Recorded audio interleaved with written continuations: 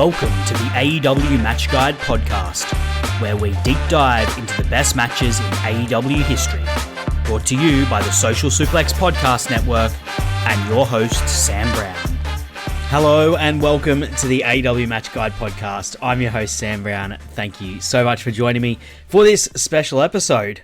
We've been doing a lot of special episodes lately. If you've been following along with the podcast, we just got finished last week with AEW's greatest male singles wrestler bracket. If you didn't catch that, it was 3 cracking episodes with myself, Floyd from All Things Elite, and Imp from Imp's AEW Adventure, going through a giant bracket that I created to crown who was the best AEW singles male wrestler of all time. Look, that's what it was about. That's what we were doing, but it was really about reliving, discussing our favorite wrestlers, and talking about the history of this promotion. And I thought it would be a great idea, after having just finished that, to review this book that's come out just this week. This book is All Elite, the Inside Story of All Elite Wrestling. Came out. I've got the Kindle version. You can get it. I believe you can get it in America already in hardback. If I was going to get it in hardback, I'd need to wait till December to get it, but I downloaded it the day it came out onto my Kindle, and I've read through it, and I've got a review. I really wanted to talk about it. I thought that'd be interesting, an interesting thing to do, and because I haven't seen that much out there. I mean, I'm pretty removed from the wrestling media sphere, so I don't know how newsworthy it is and if it's making waves or not out there, but I thought it'd be interesting because it's the first official account to come out of AEW about their founding and about, their early run, their first run. So yeah, and there's a lot to dig into. I've got a lot of thoughts about it. As I said, I've finished it. It only took a couple of days. I finished it, and I've got some thoughts. But first up, I did just want to talk briefly about the most recent 3 podcasts that I did. Thank you to everyone who listened. Fantastic numbers. Really proud of the feedback we've been getting in the Discord. A lot of really interesting discussion, a lot of nice comments, and it's been really fun to be back at podcasting. Shout outs to Imp and Floyd for rolling with me. It ended up being a much bigger project than I expected. The podcast went a lot longer than I expected, but we had a lot of fun, a lot of really fun discussions. I still think back to things, and looking back and reflecting on it, I still think the right man won. I think Jon Moxley is probably the one that should be held in that place, like kind of the ace of the promotion for the first so many years. Like others have sort of been up there and whatnot. A lot of discussion though in the Discord. I did put out a poll with who people thought should have taken it out, and there's a lot of support for Kenny Omega, and I think most people thought we got that semi-final where we had Hangman and Kenny Omega wrong. And look, on reflection afterwards as well, I kind of, and listening back to it as well, I think we didn't talk about historical importance enough. We focused a lot on in-ring, which wasn't a winning argument for Omega for me. But fun, because he was against, if you want to hear the whole discussion, go back and listen to the thing. But I think the thing that, if Floyd had maybe had more to say about historical significance, it would have probably prompted some thoughts for me and Imp, and maybe Omega would have got through to the final rather than Hangman, and we would have had Moxley Omega in the final rather than Hangman Moxley. But look, I loved the discussion. I thought it was a really fun bracket to go through. And it's not too late to jump back and listen to it. As I said, it's just in the AEW Match Guide feed or in the Social Suplex feed, and you can still jump on the Discord. There's still people talking about it, even just today. The young boy was from Keeping It Strong Style was in there telling me what he thought. He said he enjoyed it, but he had some thoughts about how it was conducted and how we did it. And yeah, that's fair enough. Like I take all that feedback on board, and yeah, it's just been fun to be sort of dipping my toe back into the wrestling media sphere after having put a pause on this podcast for a while. I don't plan on releasing weekly podcasts at the moment. It's just worked out nicely this way. Before I do get into the book review, though, the main event, so to speak, I would be remiss not to mention the other shows on the Social Suplex Podcast Network. If you don't keep track of them, we've got a lot of great shows. One Nation Radio with Rich and James. I think this week they went into, they talk about everything. I basically find out half the stuff I know about the American media sphere and pop culture, and particularly sports, from those guys. I think they're talking about Outcast this week. I haven't listened to the episode yet. It was only when they did it live, probably about 10 hours ago, 8 hours ago maybe, and I haven't had a chance to catch it, but I saw on the thing, there was a thing about Outcast, shout outs to those guys, of course, keeping it strong style, talking all things New Japan. Trish and Sarah currently on hiatus, but looking forward to when they get back into things. Their Discord is still pumping, as always. Tunnel Talk doing their thing, really digging deep into the characters, into the stories, and always a fun listen. Of course, my boys Imp and Floyd, all things elite, Imp's AEW Adventure, and Wrestle Art with Chris Sings as well, my Aussie compatriot. He's been posting very frequently lately as well. So, yeah, make sure you jump on and support all those shows. If you do really enjoy what you get out of the network, we'd really appreciate if you could support us. You can support us through Red Circle. There's a donate button in the link. You can do a regular donation, or you can do a once-off donation, and you can choose which show you donate it to, or you can just donate it to the network. We split that up if you do it to the network. And yeah, we love all of our regular contributors and all of our donors. Really appreciate everything that comes in. We don't take it for granted. And, if you want to be part of the community, if you want to have somewhere to chat wrestling, come into the Discord. There's just so much always going on in the Discord. There's, of course, all of the different wrestling chat you can get. You can talk to about each of the podcasts. Each of the podcasts has got a channel. And then we've got, just general life stuff, cooking, TV, the Ashes, the cricket, Australia versus England, that's coming up. I've created a cricket thread in there. So if you're from Australia, if you're from England, if you're, I've actually got a bunch of Indian listeners according to the analytics. You guys will be interested in the Ashes, surely. Come and chat with me about it in there. Tell me what you think. Pat Cummins, he's out for the first test. Probably going to miss the second test as well. Bazball, how will it work in Australia? Australians hate Bazball so much. It's going to be a red hot series. It's going to be fun. There's going to be a lot of chat. I'm hoping some English voices get in there and it's not just dominated by me. But yeah, look, as I said, the Discord, the Social Suplex Discord, link in the description. Great place to chat wrestling. Particularly, as I often say, particularly if you're sick and tired of the open social media platforms, your X's, your Blue Skies. Look, the more I see from them, and I see very little from them these days, but it just seems like it's trash. And when I was on there, I'd often be looking at it just thinking, I'm wasting my time here. Like, most of the people on there are bots. A lot of people don't care. Like, the algorithms, the people that own them are scumbags. Like, I don't know, I just could not... I got over supporting those platforms. So Discord it is for me. And if you feel similarly, maybe not as passionately, but just, you want to connect, you want to chat, you want to get to know people, because you do get to know people if they're popping up in the Discord regularly enough. It's a great place to go. Great place to go. Social Suplex Discord. Anyway, let's get into it. As I said, I'm running red hot. I wanted to review this book. I've been frantically reading it. Honestly, it wasn't a super long book in the end. I think it was only 244 pages on my mobile Kindle, which is not very big. So there's not a lot of words in it, but this book is All Elite, is it's what it's called. It's by Keith Elliott. He's actually an impressive author. Keith Elliott Greenberg. He's an impressive author. He wrote a book about the indie wrestling boom called Too Sweet, Inside the Indie Revolution. I haven't checked that out. I'm actually keen to.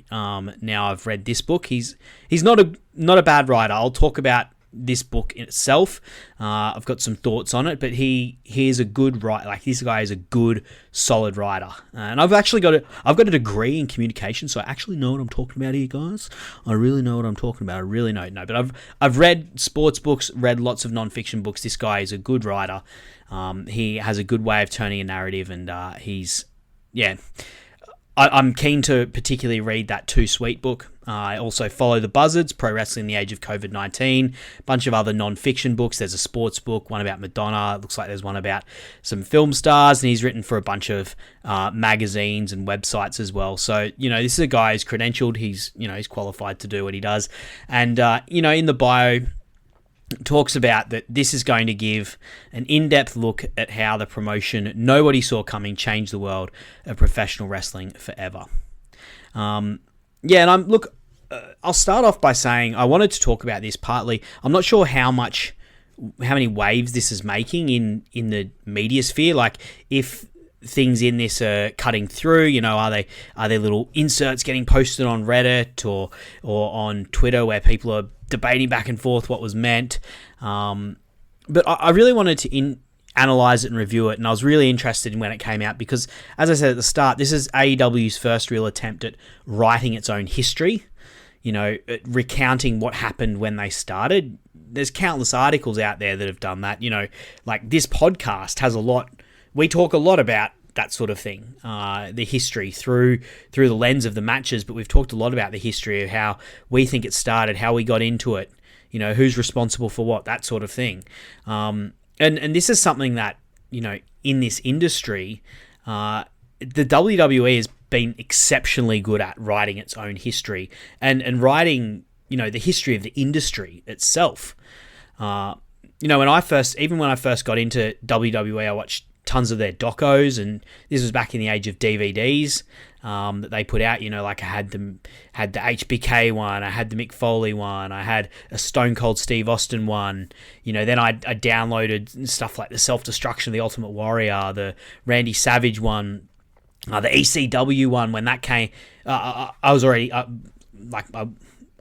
wasn't a fan at the time that came out, but later on I downloaded it and watched it, then. And I really enjoyed those. The rise and fall of WCW as well. That was another huge one, talking about their biggest competitor. And as I said, like, telling their own history is something that WWE became very good at, and they invested a lot in. And as I became more aware of what was going on, as I was watching these things and understanding and reading more about wrestling, getting to know more about what happened, you could see how the WWE not only told their own history, but really influenced the history of pro wrestling itself. Like, there's a generation of fans who are raised on WWE history that they don't know the real history of wrestling. You only have to look at what happened when Vince McMahon resigned in disgrace to see, people saying, oh, he took it from smoky halls, or, people who don't understand that, wrestling happened in stadiums before WWE put them in, before WrestleMania happened. Wrestling was huge. Arguably, wrestling was bigger before the WWE monopolized everything. Now, there's never been a bigger company than the WWE, but wrestling was arguably bigger. There were more people employed by it, in a gainful way. There was probably more fans out there. There's certainly more diverse group of fans in the past than what there is now, but you don't know that because, and most wrestling fans, if you're listening to this podcast, you probably know that, but most wrestling fans, a lot of them, they don't know that. They think that WWE is the be-all and end-all. And that is largely because of how the WWE have told their own history. And so I was really interested in what this would look like when AEW had that. Like, what would they do? Would they go down the road of totally whitewashing, totally glazing themselves? Whose story would get told? Who would get the credit for things? Because, you look at and I can't not compare this to the WWE, right? Because they've just done so much of this. Like, you look at who gets the credit in the WWE story. The WWE story of Vince McMahon, he had to pull himself up from his bootstraps. The reality is he took over the biggest territory in the country that was already, selling out Madison Square Garden month after month after month, and he got it with an interest-free loan from his dad, who was already this is not a guy who had to struggle heaps for it, but you wouldn't know that if you did that. Like, what's the story that they're going to say? Who's going to get the credit for AEW in this? Is it going to be Tony Khan? Is it going to be the Elite? Is it going to be someone else? How would they treat the controversies? Because, that's another thing the WWE's done. Like, they have acknowledged and even indulged in the controversy somewhat. Like, how many times have we heard, seen documentaries about the Montreal Screwjob, or, about the controversy of the Attitude Era, and they've done hit pieces, the stuff with the Ultimate Warrior, and arguably the stuff with Randy Savage when he was away. Like, they've been vicious in the way they've attacked some people who they've seen as having betrayed them, or Vince has seen as having betrayed the company, when they've gone and written the history about it. And AEW is is a company that's certainly not without its controversies. Like, how would they handle that when it came time for AEW to retell its own history? How would they handle the more contentious parts of the history? There was so many things that I was thinking about going into this, and like so many different political lenses and historical lenses that I was kind of hoping to analyze this book through. And that brings me to the actual book itself. Unfortunately, it's not really the book that I hoped it was. I really hoped that, in a ideal world, this writer, he's got access to... This guy does have unique access, right? Like, he's got quotes from every top-level talent. Mox, Bucks, Omega, Jericho, MJF, Britt Baker, TK, TK, massive TK. I mentioned Jericho, Hangman Page, Darby Allin, Sting, all the guys, the guys that don't have... He's even got quotes from Ray Phoenix, right? Obviously, there's no quotes from Cody or Punk. Danielson, he's got quotes from Danielson. Swerve Strickland. There's stuff... This guy had access to lots of talent. Backstage, Excalibur, Bryce Remsburg, Aubrey Edwards, these guys are all quoted in this book. And in an ideal world, there would be so many new things that could come up that we haven't heard about, that aren't even controversial. And that's one of the things I'm going to get into this. Like, they didn't have to... I'll say up front, this is a very uncontroversial book. It really just glides over the history in a lot of cases, and really does not get into the... It just completely ignores most of the warts. In fact, I don't know if it... We'll get into it when we break down the contents, but it is a very, very simple take on what happened. And it really mostly just glides over the history of the matches and the programs that happened in ring. And I feel like it's a missed opportunity with all of the access that this guy had to not tell more new things. And there are some cool new things, which I'll talk about, actually. I'll go into. There are some new things that I learned from it, but there's not a lot. And they didn't have to necessarily, this didn't have to have what happened in Brawl Out. It didn't have to do that to still have interesting new things that most people don't know. But it doesn't have a lot of that. It really doesn't. And for me, that's unfortunate, because ultimately this is just a coffee table book. It's got beautiful pictures. The pictures look beautiful from what I can see. As I said, I read it on my Kindle, so it's not as, that's not ideal for on my mobile phone. It's not ideal for looking at these beautiful pictures. Having this, I'm sure, in an A4 hardback, these pictures are really going to pop, and they're really the stars of this, I think. I think there's a lot of missed opportunity in this book, and we'll go into it. I'm going to sort of go through my thoughts as we went through the book. So it's broken up into 5 chapters. There's 5 chapters and a foreword. The foreword's by Tony Schiavone. It's very short, and this whole book is really for short. As I said, it was about 240 pages on my Kindle Mobile. It's not. I read it in 2 days pretty much, and I still worked full time in those days. It probably took me about 5 hours in total to read. It was not a long book. So chapter 1, fantasy booking into action. That's sort of the story of the creation of AEW. Chapter 2 is called Double or Nothing. That's post the announcement of AEW and up to towards the end of 2019. Chapter 3, Stadium Stampede. That's 2020 and the COVID era. Chapter 4, Forbidden Doors. That's post-COVID, the people who came into the company through sort of reframes the idea of what Forbidden Door is. They do talk a bit about New Japan, but sort of like frames Forbidden Door as like all this influx of people that came in 2021. And yes, they do talk about CM Punk. And they also talk about the person that left at the start of 22, Cody Rhodes. And then Chapter 5, Better Than You and You Know It. That's kind of 2023 and beyond. Big focus on Wembley and Sting's farewell in that particular chapter. Look, I will say, for me, the most interesting part of this book was the first chapter. The foreword by Tony Schiavone was nicely written.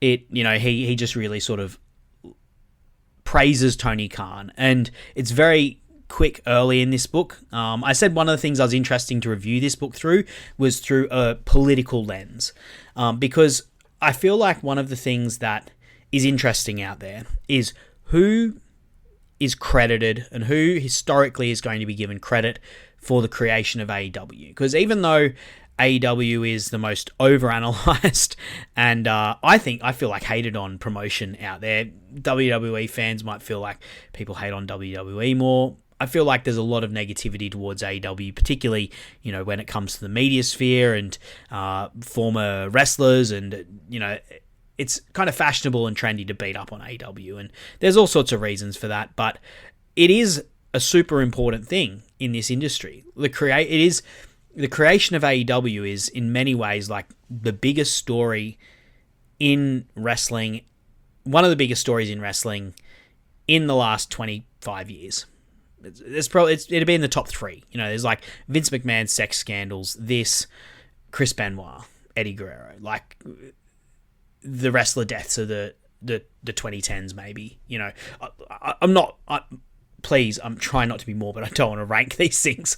But the creation of AEW is super important, and who gets credit for that is an interesting thing that we're going to sort of get different versions of over the years. If you listen to anything that Cody Rhodes says, particularly in the WWE documentaries, you'll hear something along the lines of myself, the Bucks, Kenny, and sometimes he'll also mention Brandy and Dana.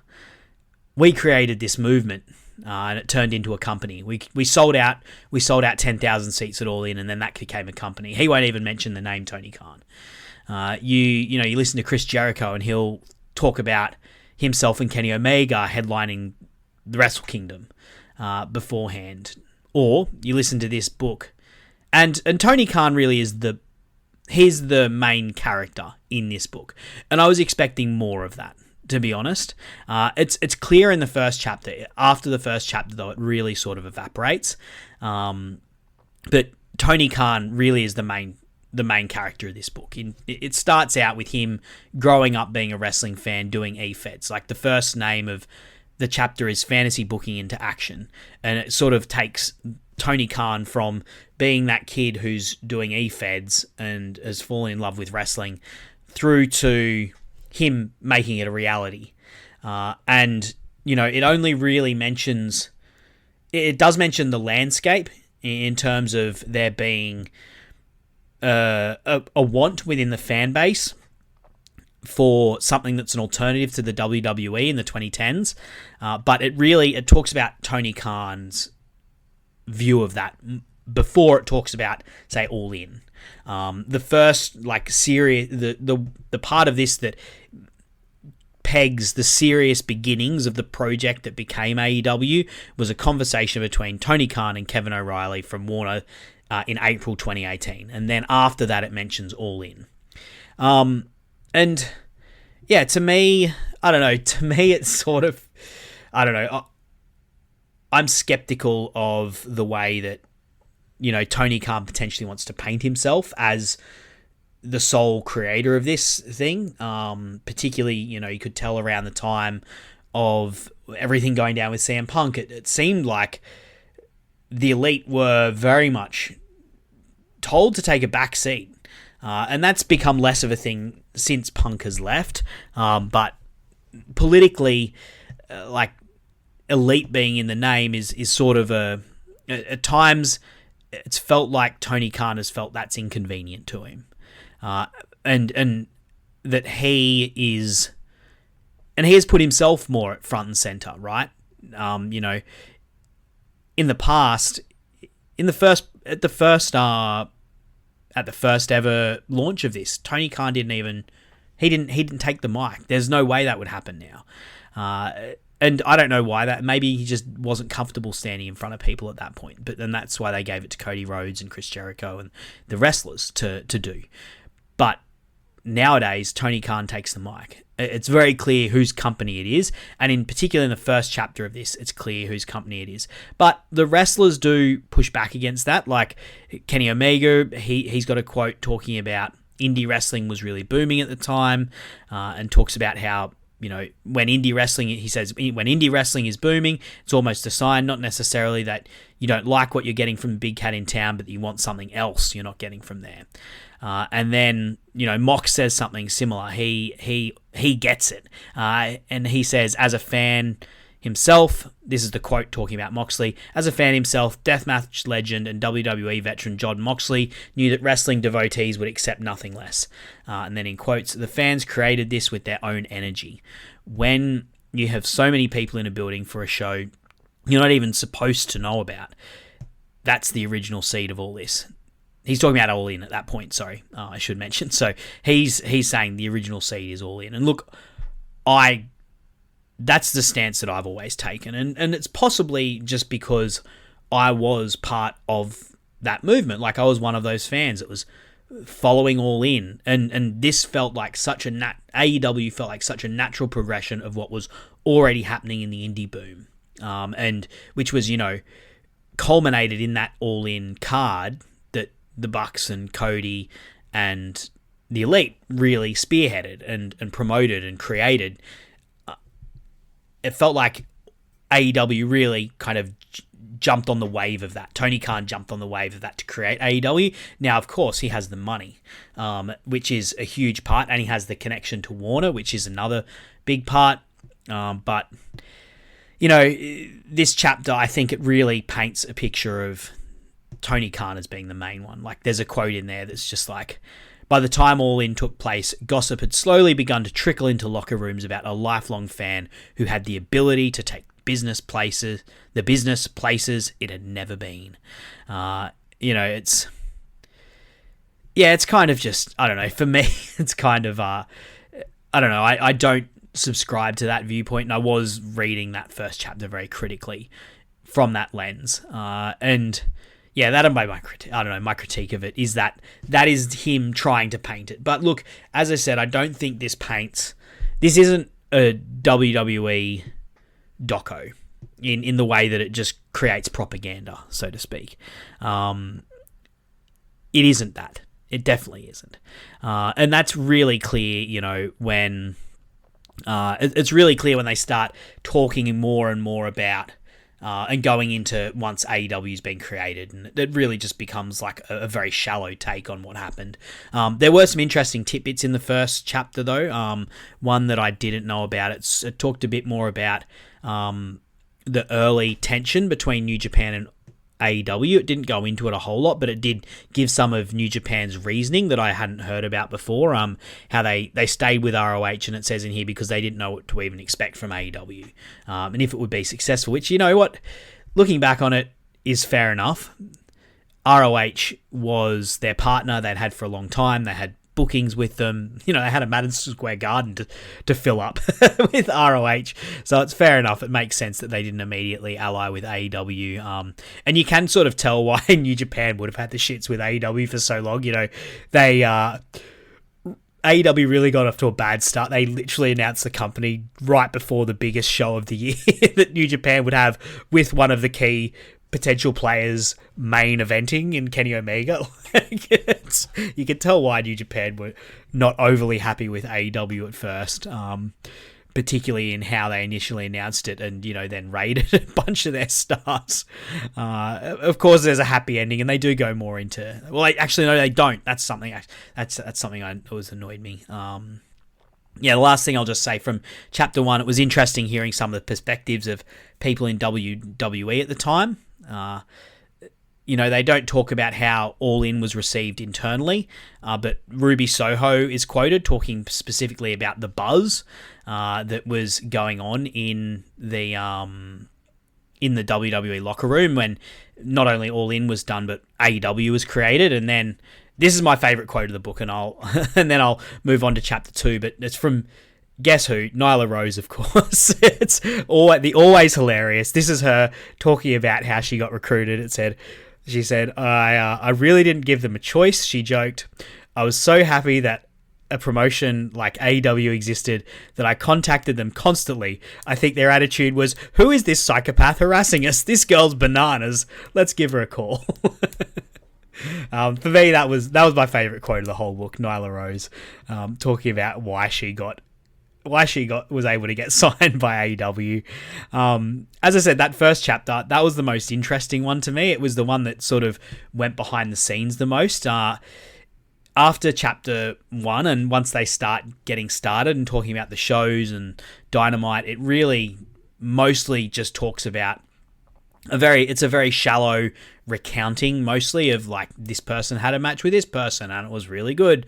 This person had a program with this person and it was planned for them to do this, and then they went off and did it. It doesn't really go into it's very little backstage analysis of the news, and very little things that is new in this, although there was one new thing. So apparently at Double or Nothing 2019, Brian Cage was scheduled to participate in the Battle Royale, but then there was a snag, and TNA realized that their titleist was going to be eliminated, and they pulled him from the contest like while it was going on. So Orange Cassidy got thrown in during the match, and Excalibur talks about it, saying like he had a rundown of who was going to come out, and Brian Cage didn't come out, and instead Orange Cassidy showed up, and Excalibur said that was my first taste of how Tony Khan knew to bend things to make it work under unexpected circumstances. I did not know that Cage was,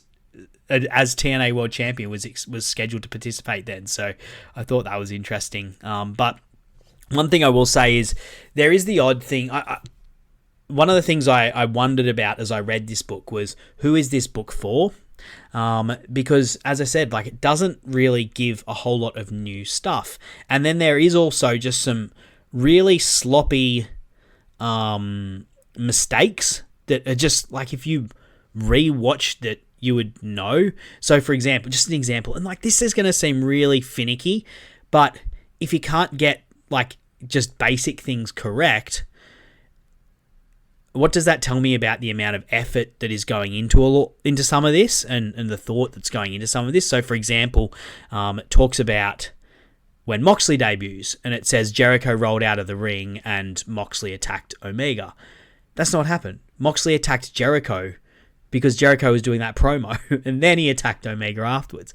And like, that seems so small, and I feel pedantic pointing it out, but there's a lot of those sorts of things in this book where, like, I'm reading through it and I'm like, oh, that's wrong. It's minor, but that's wrong.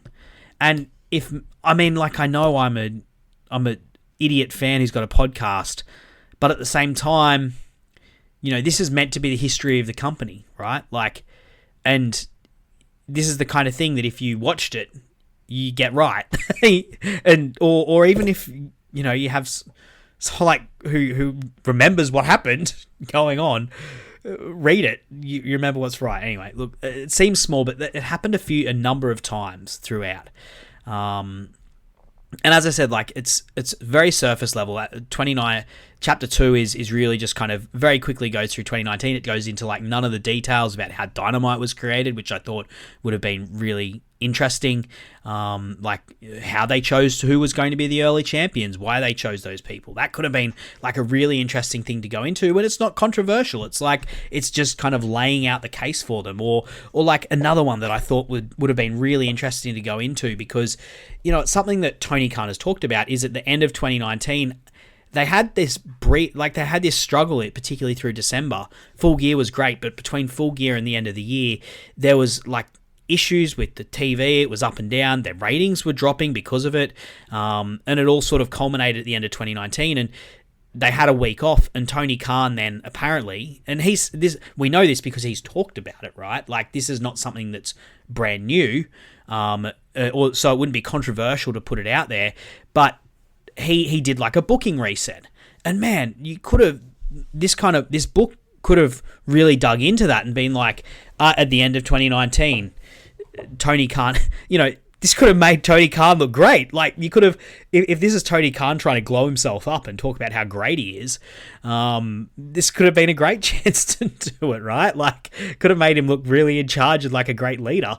But it doesn't even go into that. I would have found that so interesting if it had Tony Khan potentially talking about why he did that, what he saw, what he thought, and how he thought he could do it better, and what was the process that he then went about. Did he call a locker room meeting and tell everyone what was going to change, and then you could have the Bucks and Kenny, because they've both been interviewed for this. What did they think of that?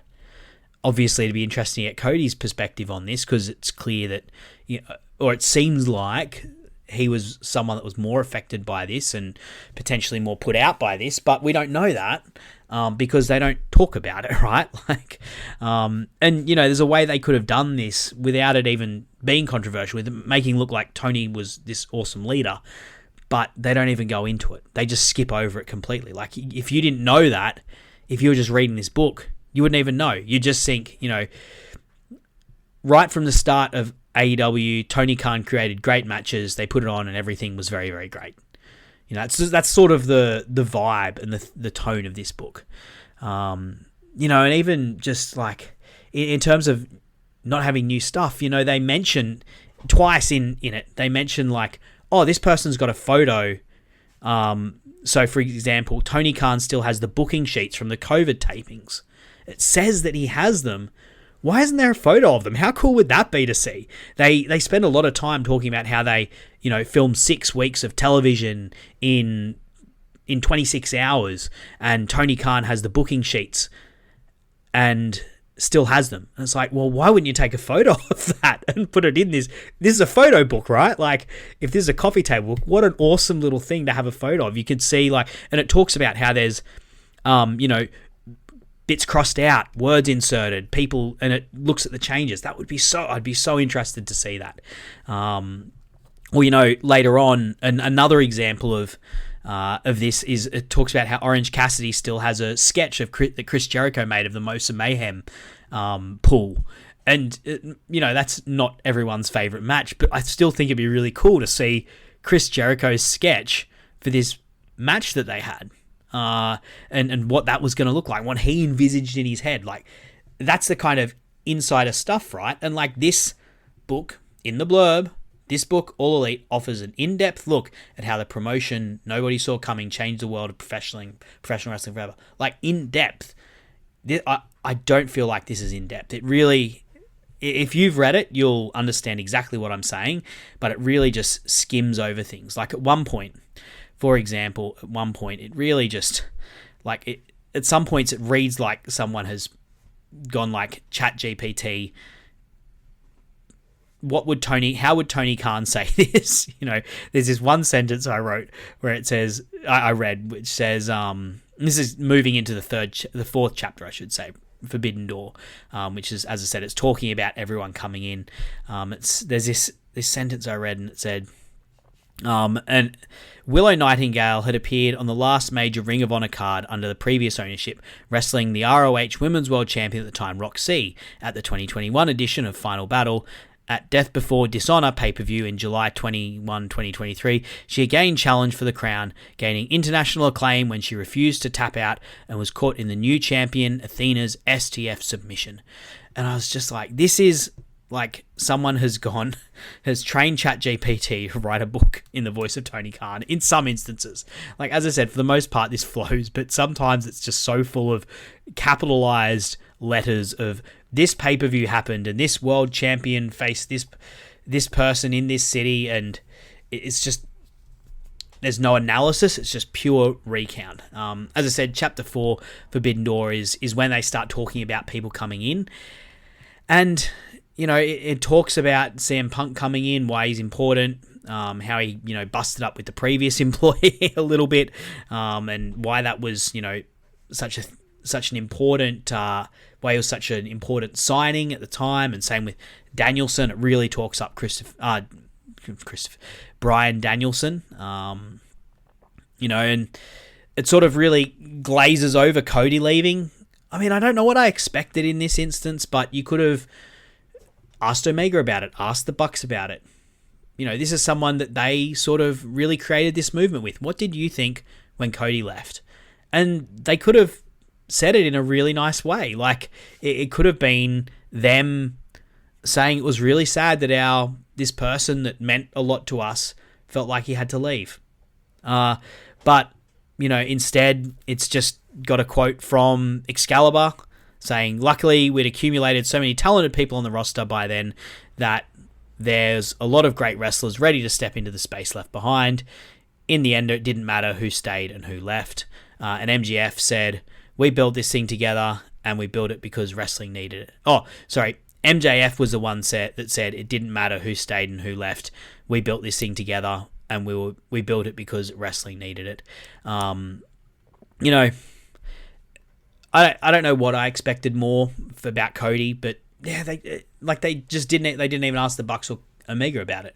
They could have just had some interesting insight that they just don't have in this. Instead, it's just kind of recounting the stories, recounting the matches, saying how great the matches were.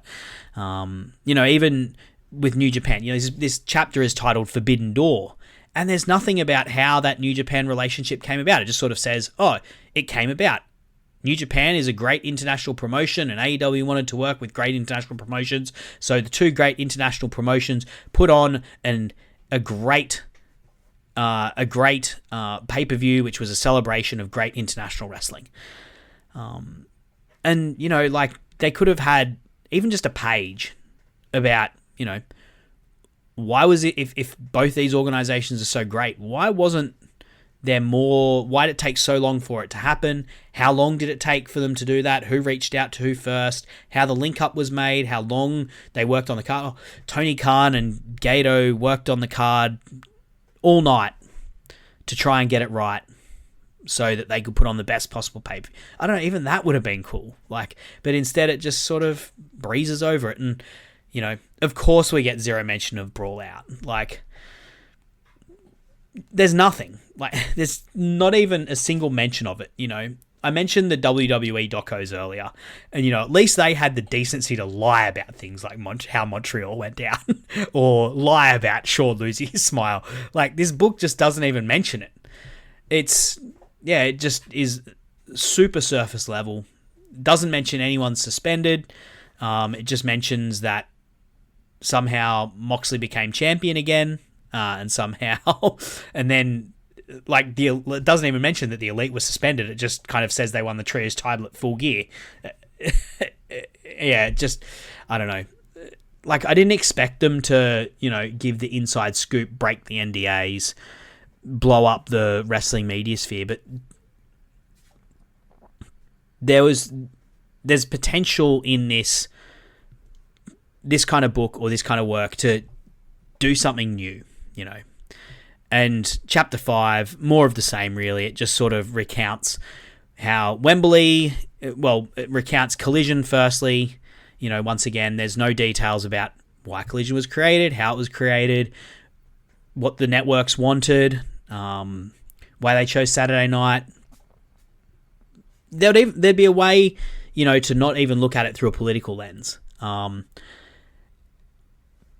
Looking at it like in the first chapter, for example, where it does sort of go into a little bit more depth, but they didn't. It just sort of, Collision is there. Same with Rampage. We needed to create Rampage because we needed to put on more. We were putting on lots of great wrestling, and we needed to put on more great wrestling, so we created another great show to put on more great wrestling.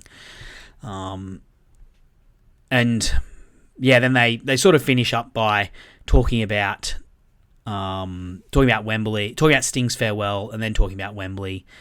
There's some really nice quotes in here, particularly in this 5th chapter. You get a really nice picture painted of Darby Allin, Sting, and the Bucks sort of praying before Sting's retirement match. That's a really beautiful picture they paint there. And I really like something Remsburg says. It sort of sums up what the theme of this book is, and it's something that I'll echo. I feel like I'm critical of this book, and almost critical of Tony Khan a little bit in it, but there's this quote at the end that Bryce Remsburg says, which I think sums up my feelings on Tony Khan. Like, love him or hate him. Remsburg didn't say that. Remsburg just said, Tony Khan could have done anything with his money, but he chose to start a pro wrestling promotion because he's a fan, like all the people out there. It changed my life, and it changed fans' lives too. And I think, that's a pretty fair summation. That is the tone of this book. That if you were to put, a quote of, what is this book in a sentence, it's that. It's Tony Khan could have done anything with his money, but he chose to start a pro wrestling promotion because he's a fan, like all the people out there. It changed my life, and it changed fan lives too. And yeah, look, it ends on Wembley, which is a nice place for it to end, to be fair. Like that 81,000, they're kayfabing that, man. They're telling that. That's that 81,000 number. That's the official. That's the historic take. That's the WWE say, WrestleMania 32 did 103,000. AEW say Wembley did 83,000. They're going to die on that hill. And no Brandon Thurstons are going to stop them from, no turnstile counts are going to stop them from that. Yeah, look, as I said, in conclusion, to conclude, this book isn't what I hoped it would be, right? I enjoyed the first chapter. I kept reading because I wanted to do a review on it, and I was curious if anything interesting would pop up. Not a lot interesting popped up after the first chapter. And yeah, my question about this would be who is this for? I can't imagine a casual fan picking it up and being like, oh, I'm going to read about the history of this promotion that I don't know and haven't heard enough of. And for someone who knows a bit, like myself, or like probably you guys, it's just so surface level, and it just recounts who had matches with one another, and a few quotes here and there about those matches. If I want, I've devoted way more depth in this podcast, and that's not even a big note in myself. That's just the reality of it. This book tried to cover a lot of ground in a short amount of time, and ultimately it's a coffee table book, right? And I just have to be at peace with that. It's not it doesn't even give lots of positive news stories. Yeah, look, the pictures are nice. I'll end with that. So I did have some questions. I popped a thing up on the Discord and reached out a few people just with some questions to see if anyone had any thoughts or questions for me about what I thought of this book. So Floyd, who actually also has a copy, he sent me a photo of some of the pictures that he's got, because he's got the hardback. He lives in America, and the photos do look really nice. If you just wanted a coffee table book to look at nice pictures, this is quite a nice book. So what did you think of the pics? He said, as I said, I viewed them on my Kindle on my phone. They did look great, but I don't feel like it got the same impact. There's some really cool pics. There's the pic of Britt Baker with blood all over her face. There's some really cool pics of Kenny Omega and Danielson, Moxley, and there's, I will say, particularly because Floyd sent me this picture, but it is quite a good one. There's a really hard looking pic of FTR with their 3 belts standing in the bowels of an arena in their gear. That's good stuff. I really like that pic. It's real good. And then Floyd says, what was your favorite thing that they covered in the book, and do you think they missed covering any positive things from the shows? As I said, I really liked the first chapter. Was the most interesting because it was the most sort of analysis of just what was going on backstage and in the fan base, rather than just recounting who had matches with whom and who had storylines with whom. And the thing that they missed covering, well, I've already sort of outlined that. I think they could have written more new stuff that people don't know about. That's just and done more with the access that they had to the wrestlers. As I said, talking to Omega and Bucks about when Cody left, getting that picture of Tony Khan's notes from the tapings in Georgia. That like I would have loved to see that. Talking more about like, oh, how did this promote this relationship with New Japan that was fraught at first? How did it come about? How did the relationship chill out? Who reached out to whom?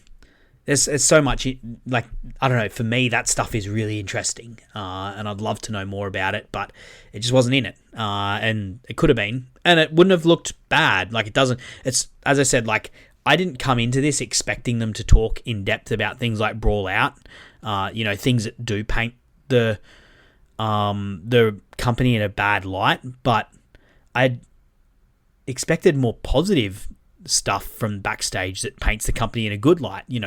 How this relationship forms is like, well, how did you guys break bread? That's a good thing. how did, or as I said as well, like that, the 2019 reset, like how did that come about? What did people think of it? Because it's something Tony's acknowledged before, like he talked about it. So yeah, I thought it was strange how they did it. So I've got some other ones. Oh, quiet phone. I got some other ones on the Discord. Floyd sent those through in a message. So Edgehead wrote on the Discord, I really think Chapter 5 sounded like an episode of Dynamite with no overrun. They wanted to get so much in the end that they were running out of space. It reads very scattergun. The bit about the Knight family was odd. What says you? Yeah, I mean, I agree. It like really goes quickly over a lot of stuff, like one line, 2 lines for what could have been, much more in-depth stuff. And as I said, like really shallow surface level stuff. Not a lot with happening backstage.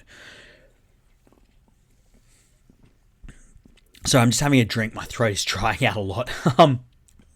The Knight family, they talked a bit about Saraya and why her winning at Wembley was exciting. I don't know. I didn't find it didn't stand out particularly. They didn't talk about the controversy around that family at all. It just sort of mentioned that, these guys had a pro wrestling promotion in England and she was the daughter of the family and she'd traveled, she'd come a long way and had a lot of struggles on her way to winning this and getting this brilliant moment at Wembley. I didn't think it was specifically odd, but I certainly agree that particularly Chapter 5 was like Excalibur reading off the matches that had come in the next week. Back when he used to do that, and then Imp also had some questions. So I sort of feel like I may have answered his ones. That's not the right message there. Let's go to Imp. There we go. I'm legit mostly blind in what this book covers, so just talking about it would answer most of my questions. Thanks. But I'm legit interested in how they frame restoring the feeling without addressing the controversies that got them there. They don't mention restoring the feeling once. That's the way they deal with it. They just don't mention it. Same with Brawl Out. They just don't mention it. Same with, Brawl In, they don't mention CM Punk again and why he left. They don't even mention that he left, in fact. He just disappears from the story. So, yeah, and they definitely don't mention restoring the feeling. They don't really go into 2024 a lot. The furthest they go into 2024 is Sting's farewell, and that's really the only thing they talk about in 2024. So, that's why they didn't get into restoring the feeling much.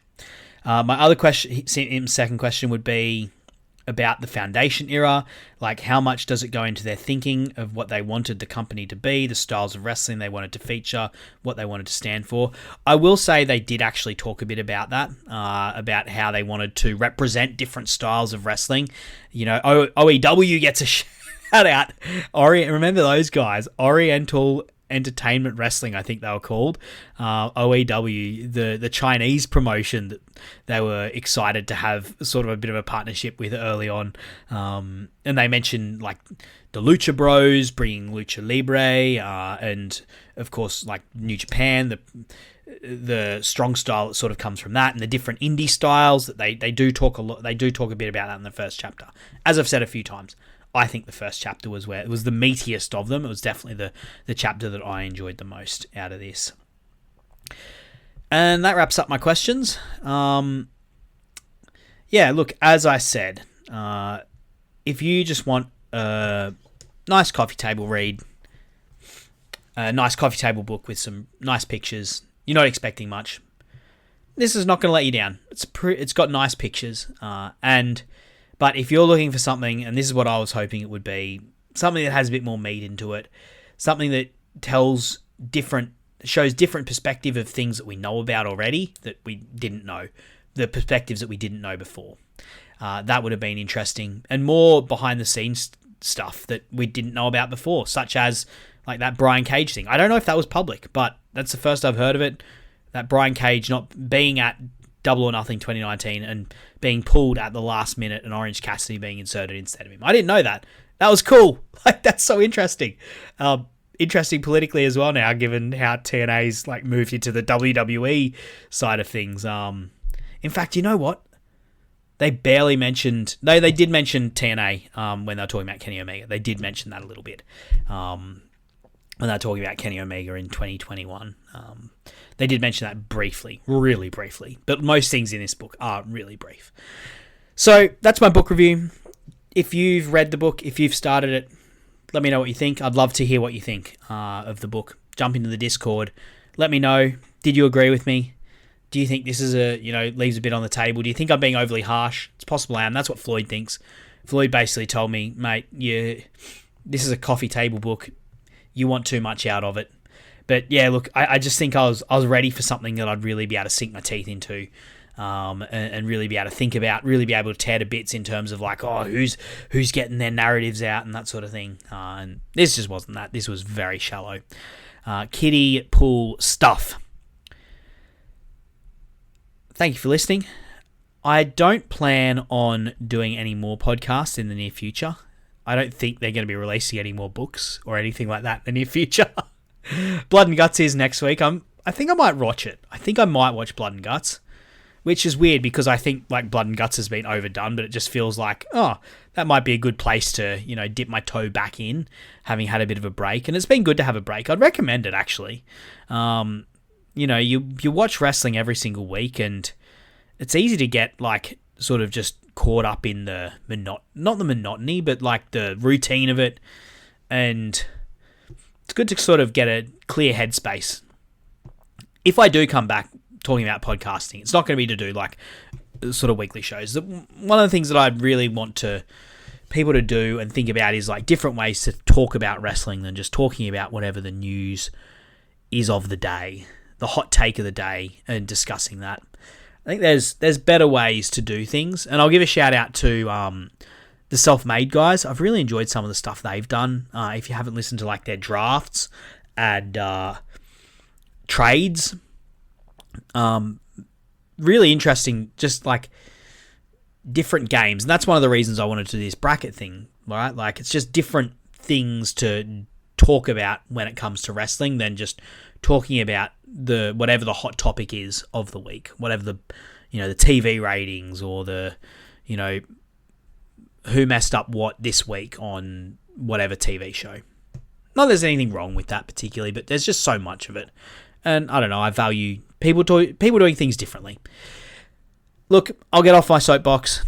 I hope you enjoyed this review of this book. As I said, let me know what you think. Jump into the Discord. Let me know what you think. And make sure you check out all the other great shows we got on the Social Suplex Podcast Network. We've got a lot, as I outlined before. And next time I will be back. I'm sure I'll be back soon, and I'm looking forward. Thank you, as always, for listening, and I'll catch you next time. Bye. Thanks for listening to the AEW Match Guide podcast. If you enjoyed the show, then you can subscribe on the podcast app of your choice so you never miss an episode. Also, feel free to let me know on Twitter at Sir_Samuel. I'd love to hear from you. The AEW Match Guide podcast is brought to you by the Social Suplex Podcast Network, where you can find many other fantastic podcasts discussing not just AEW, but all parts of the world of professional wrestling. Looking forward to seeing you again next week. I'm Sam Brown.